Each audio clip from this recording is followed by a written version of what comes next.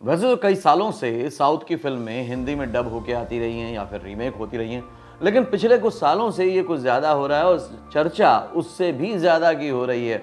और अब तो बात बात पर ये बात होती है कि यार शायद ना हिंदी फिल्मों में उतना कंटेंट रह ही नहीं गया जितना कि साउथ फिल्मों में। लेकिन ये पूरी तरह से सच नहीं है, बल्कि पिछले 50 सालों में हिंदी सिनेमा में आप देखेंगे कि ऐसी बहुत सारी हिंदी फिल्में रही हैं जो साउथ में डब हुई हैं। ऐसी 50 फिल्मों के बारे में आज आपको बताने वाला हूं फिल्मी फंडे में। हेलो फ्रेंड्स, वेलकम टू फिल्मी फंडे, join from academy the practical film school. मैं हूं आपका अपना वीरेंद्र राठौर और आप देख रहे हैं बॉलीवुड का Google, join from YouTube channel. जब साउथ की फिल्मों की बात चलती है तो हम याद करें तो पिछले कई सालों से साउथ की फिल्में डब होकर ज्यादातर सैटेलाइट चैनल पर रिलीज होती थी और उनको बहुत पसंद भी किया जाता था। उसकी एक खास तरह की ऑडियंस भी होती थी। लेकिन अभी बहुत सारी फिल्में थिएटर में भी रिलीज हो रही हैं और हिट भी हो रही हैं। बाहुबली के बाद से ये प्रचलन में बहुत ज़्यादा आ गया है। उसके बाद पुष्पा आई, उसका RRR है या फिर KGF है। बहुत सारी फिल्में बहुत अच्छा बिजनेस कर रही हैं और ये एक बहुत अच्छा सिग्नल है। एक तरह से हम कह सकते हैं कि अब हमारा जो रीजनल सिनेमा है, बॉलीवुड है, वो एक तरह से इंडियन सिनेमा की तरफ बढ़ रहा है, बल्कि इंडियन सिनेमा होता जा रहा है। मतलब कि अच्छी फिल्में अब यहाँ की वहाँ जा रही हैं, वहाँ की यहाँ आ रही हैं। लेकिन बार बार ये कहा जाता है कि शायद बॉलीवुड में अब कंटेंट अच्छा नहीं रह गया, राइटर अच्छे नहीं रह गए, डायरेक्टर अच्छे नहीं रह गए, मेकिंग अच्छी नहीं रह गई। ये पूरी तरह से सच नहीं। हाँ, ये अच्छी बात है कि अच्छी फिल्मों को यहाँ पर भी मार्केट मिल रहा है, जगह मिल रही है, लेकिन यहाँ की हिंदी फिल्में भी पूरी तरह से वहाँ पर जा रही हैं। साउथ की फिल्मों में 4 भाषा आ जाती हैं, कन्नड़, तेलुगु, मलयालम, तमिल।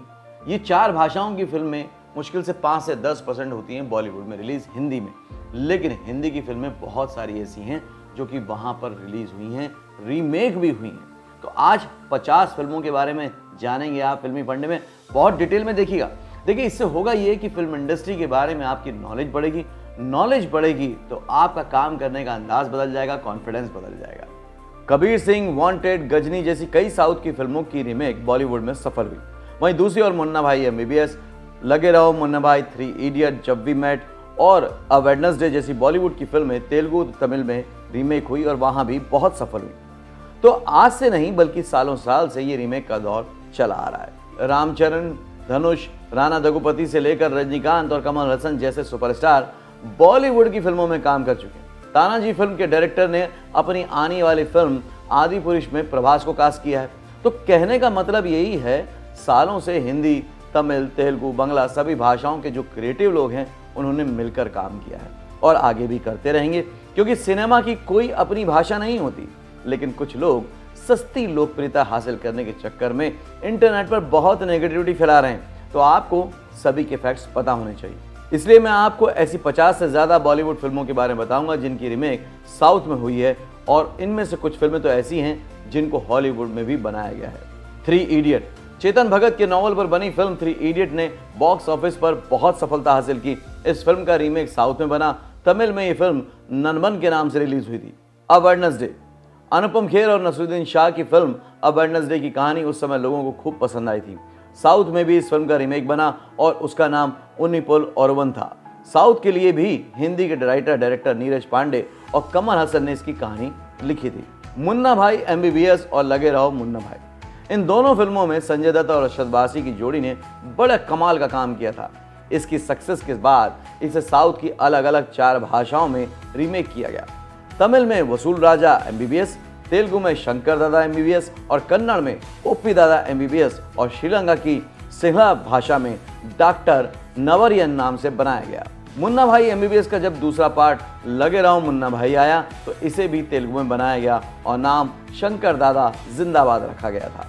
अक्षय कुमार और Paresh Rawal starrer oh my God दर्शकों को खूब पसंद आई थी। इसके बाद साउथ में इसका रीमेक बना और एक्टर पवन कल्याण और वेंकटेश ने इसमें एक्टिंग की। साउथ में यह फिल्म गोपाला गोपाला के नाम से बनाई गई। अंधाधुन, आयुष्मान खुराना, तब्बू और राधिका आप्टे स्टारर ये फिल्म 2018 में रिलीज हुई थी। कम बजट में बनी इस फिल्म ने बॉक्स ऑफिस पर करोड़ों की कमाई की थी। बाद में मलयालम में भ्रामम और तेलुगु में भी इस फिल्म को बनाया गया। पिंक फिल्म की सक्सेस के बाद तमिल में यह फिल्म नेरकोंडा परवई के नाम से रीमेक में की गई। पिंक के रीमेक में बनी इस फिल्म ने साउथ में भी शानदार कमाई की थी। ये तो हुई कुछ ऐसी नई फिल्में। अब बात करता हूं मैं कुछ पुरानी फिल्मों के बारे में। जॉनी मेरा नाम, ये फिल्म राजा नाम से तमिल में और इंद्रुलिन मनीषी नाम से तेलुगु और अपूर्वा संगमा के नाम से कन्नड़ में बनी। विक्टोरिया नंबर 203 वैराम तमिल में और अंधारू दोंगले तेलुगु में बनी। अब इसके बाद मैं एक तरह से रैपिड फायर में बिल्कुल शुरू कर देता हूं उन फिल्मों के नाम जो कि बाद में रीमेक हुई साउथ की भाषा में। उसमें थी खिलौना, दुश्मन, गुड्डी, सीता और गीता, बावर्ची, समाधि, कोशिश, यादों की बारात, रोटी कपड़ा और मकान, हद की सफाई, दीवार, कालीचरण, अमर अकबर एंथोनी, इनकार, मुकद्दर का सिकंदर, डॉन, त्रिशूल, कसमे वादे, सुहाग, गोलमाल, नसीब, नमक हलाल, खुद्दार, हीरो, कसम पैदा करने वाले की, मर्द, मेरी जंग, अर्जुन, मिस्टर इंडिया, खुदगर्ज, घायल, आंखें, डर। और डर फिल्म को तो हॉलीवुड में भी फियर नाम से बनाया गया था। दामिनी, क्रांतिवीर, ध्रुवकाल, घातक, परदेश, इश्क, जिद्दी, सरफरोश, खाकी, बंटी और बबली, खोसला का घोसला, Johnny Gaddar, Jab we met. Jab we met 2007 में रिलीज हुई थी और 2010 में Hollywood film leap year release हुई थी, जिसकी story line Jab we met से काफी मैच खाती है और इसे आप अनऑफिशियल रीमेक कह सकते हैं। लव आजकल, दिल्ली बैली, प्यार का पंचनामा, बैंड बाजा बारात। तो मुझे पूरी उम्मीद है कि जॉइन फिल्म्स कम्युनिटी इस वीडियो को सिर्फ इंफॉर्मेशन के तहत नहीं देखेगी, बल्कि एक सच्चाई को समझने की कोशिश करेगी कि ये फिल्म इंडस्ट्री पिछले 100 सालों से काम कर रही है और कंटेंट या डायरेक्टर, राइटर कभी भी मोहताज नहीं रहे किसी एक भाषा के। उन्होंने जब चाहा, जिस भाषा में चाहा काम किया और एक दूसरे को एक्सेप्ट भी किया। एक और चलते चलते बात बता दूं, एकमात्र एक फिल्मकार हैं जिनको ऑस्कर अवार्ड मिला, जिसको आप बहुत बड़ा मानते हैं, सत्यजीत रे। उन्होंने हमेशा ज्यादातर फिल्में बांग्ला भाषा में बनाई, मतलब ये कि भाषा आड़े नहीं आती। उन्होंने हिंदी में भी फिल्म बनाई जैसे कि सदगति और शतरंज के खिलाड़ी। मतलब ये साफ है कि कंटेंट की ज़रूरत जैसी हो वैसी भाषा में उसको बनाया जा सकता है और अगर कंटेंट अच्छा है तो उसको सभी भाषाओं में बनाया जा सकता है, उसको सारी ऑडियंस पसंद करती है।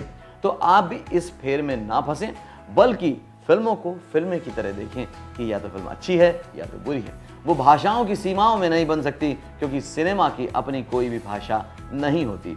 और धीरे धीरे अब हम ग्लोबल सिनेमा की तरफ बढ़ रहे हैं। तो ग्लोबल सिनेमा मतलब ये है कि अब देश की दीवारें भी टूट रही हैं और एक देश की फिल्म दूसरी जगह पे पसंद की जा रही है। तो ऐसे में हम क्षेत्रीय भाषा, हिंदी भाषा, राष्ट्रभाषा, इन फेरों में क्यों उलझे। ठीक है, कुछ यूट्यूब चैनल हैं, कुछ कंटेंट राइटर हैं जो ऐसा कर रहे हैं, उन्हें करने दीजिए। लेकिन क्योंकि आप फिल्म इंडस्ट्री में काम करना चाहते हैं तो आपको इन्फॉर्मेशन और फैक्ट बिल्कुल सही मालूम होने चाहिए और यही मेरा मकसद है। मैंने बहुत सारी फिल्मों के नाम बताए, हो सकता है गलती से कुछ नाम छूट गए हों। अगर आपने ऐसी कोई फिल्म देखी है जो हिंदी से साउथ में या साउथ से हिंदी में या फिर किसी और भाषा से हिंदी में या हिंदी से दूसरी भाषा में गई है तो मुझे कमेंट करके ज़रूर बताइएगा। जैसे कि फिल्म करण जौहर ने बनाई धड़क, जो कि सैराट के नाम से महाराष्ट्रियन भाषा में बहुत हिट हुई थी और बाद में यहाँ पर भी उसको पसंद किया गया। तो आप भी ऐसी फिल्में अगर जानते हैं तो मुझे कमेंट करके ज़रूर बताइएगा। क्या इस तरह के इन्फॉर्मेशन वाले वीडियो आप देखना चाहते हैं वो भी बताइएगा। वीडियो को लाइक कीजिएगा, शेयर ज़रूर कीजिएगा ताकि ये कम्युनिटी जिस तरह से नंबर 1 कम्युनिटी बन के रही है उसी तरह से तेज़ी से आगे बढ़ती रहे। अगले वीडियो में फिर से मिलूंगा, तब तक के लिए देखते रहिए, सीखते रहिए, जमे रहिए। All the best.